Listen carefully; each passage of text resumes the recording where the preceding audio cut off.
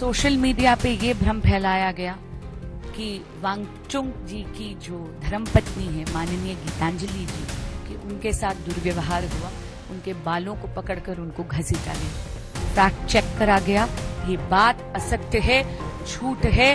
गीतांजलि जी के साथ ऐसा कोई दुर्व्यवहार नहीं हुआ। दूसरी बात, एक और भ्रम फैलाने की कोशिश करी गई कि दीपके जी अरेस्ट कर लिए गए हैं। उसके बाद फैक्ट चेक करा गया, ये बात भी सरासर झूठ निकली।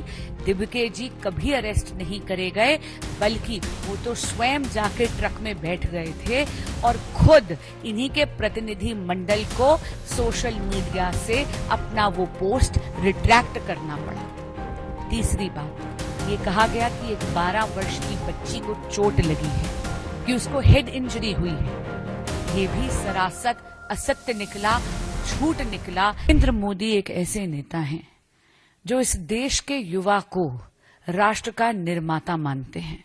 यूथ लेड डेवलपमेंट का मूल मंत्र उन्होंने विकसित भारत की नींव को सुदृढ़ करने के लिए रखा है। इसका अर्थ है युवाओं के नेतृत्व में राष्ट्र का सशक्तिकरण। देखिए, ये जो लीक हुई है पेपर की, सबसे पहले तो मैं स्पष्ट करना चाहूंगी कि स्वयं यशस्वी प्रधानमंत्री श्री नरेंद्र मोदी और मोदी सरकार स्टूडेंट्स के हितों को सर्वोपरि मानती है। हमारे लिए सबसे पहली प्राथमिकता है कि बच्चों के भविष्य की रक्षा हो। अब बात करते हैं जो बात हुई 20 जुलाई को। 20 जुलाई को कहा संसद चलो, संसद का घेराव करने का प्रयास करा गया। हम सब जानते हैं कि लोकतंत्र में इंस्टीट्यूशंस की एक वैल्यू होती है। इंस्टीट्यूशंस का घेराव अराजकता का पर्याय है। जंतर मंतर एक डेजिग्नेटेड स्पॉट है प्रोटेस्ट करने के लिए, लेकिन बिना किसी परमिशन के जब संसद का घेराव करा गया तब भी दिल्ली पुलिस ने भी रिस्ट्रेंट दिखाया। संसद का सत्र शुरू हुआ सुबह के 10:30 बजे। वहां से मांग आई कि वो सरकार के साथ बातचीत करना चाहते हैं। ध्यान रहे, 6 जून से लेकर और 20 जुलाई तक संवाद के लिए किसी भी प्रकार का आग्रह या मैसेज नहीं आया था। लेकिन जैसे ही उन्होंने ये मैसेज भेजा, सरकार ने तुरंत उन्हें न्योता दिया आकर आदरणीय नड्डा जी के साथ बैठकर बात करने का। मुझे इन्हें न्योता दिया गया कि आप आइए और बात करिए। वे आए और इनको कहा कि हम वार्तालाप यानी संवाद से ही इसका समाधान ढूंढते हैं, आप कृपया प्रदर्शन से उठ जाइए, प्रदर्शन मत करिए। इन्होंने आश्वासन दिया कि प्रदर्शन नहीं करेंगे।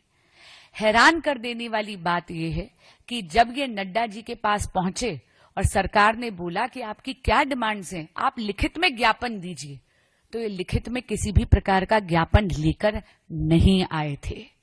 और तब नड्डा जी ने इनसे आग्रह करा कि जो भी आपकी डिमांड्स हैं वो लिखित में दे दीजिए। मित्रों, एक भ्रम फैलाने की कोशिश करी जा रही है कि इनको वेट कराया गया। मैं आपको ये स्पष्टता से कहना चाहूंगी, ऐसा बिल्कुल नहीं था। 2.5 घंटे प्रदर्शनकारियों के प्रतिनिधि मंडल ने लगा दिए लिखित डिमांड्स बनाने के लिए। सरकार तो प्रतीक्षा कर रही थी। सरकार संवेदनशीलता से, मैं दोबारा कह रही हूं, संवेदनशीलता से इस प्रोटेस्ट से डील करने के लिए तैयार है और संवाद से ही समाधान निकलेगा। ये बात मोदी सरकार का नारा नहीं, ये मोदी सरकार की नीति है। उसके बाद जब ये लिखित में डिमांड्स लेकर आए, इनसे पुनः आग्रह करा गया कि आप कृपया प्रदर्शन मत करिए। इन्होंने आश्वासन दिया कि ये नहीं करेंगे, पर ये मुकर गए। हैरान कर देने वाली बात है कि इन्होंने जब प्रदर्शन शुरू हुआ तो 1 नहीं 2 नहीं अनगिनत तरह के फॉल्स नैरेटिव शुरू कर दिए। इन्होंने अलग अलग प्रकार की फेक न्यूज फैलाने की कोशिश करी। मैं चंद उदाहरण आपके समक्ष रखना चाहती हूं। सोशल मीडिया पे यह भ्रम फैलाया गया कि वांगचुक जी की जो धर्मपत्नी है माननीय गीतांजलि जी कि उनके साथ दुर्व्यवहार हुआ, उनके बालों को पकड़कर उनको घसीटा गया। फैक्ट चेक करा गया, ये बात असत्य है, झूठ है, गीतांजलि जी के साथ ऐसा कोई दुर्व्यवहार नहीं हुआ। दूसरी बात, एक और भ्रम फैलाने की कोशिश करी गई कि दिपके जी अरेस्ट कर लिए गए हैं। उसके बाद फैक्ट चेक करा गया, ये बात भी सरासर झूठ निकली। दिपके जी कभी अरेस्ट नहीं करे गए, बल्कि वो तो स्वयं जाके ट्रक में बैठ गए थे और खुद इन्हीं के प्रतिनिधि मंडल को सोशल मीडिया से अपना वो पोस्ट रिट्रैक्ट करना पड़ा। तीसरी बात, ये कहा गया कि एक 12 वर्ष की बच्ची को चोट लगी है, कि उसको हेड इंजरी हुई है। ये भी सरासर असत्य निकला, झूठ निकला।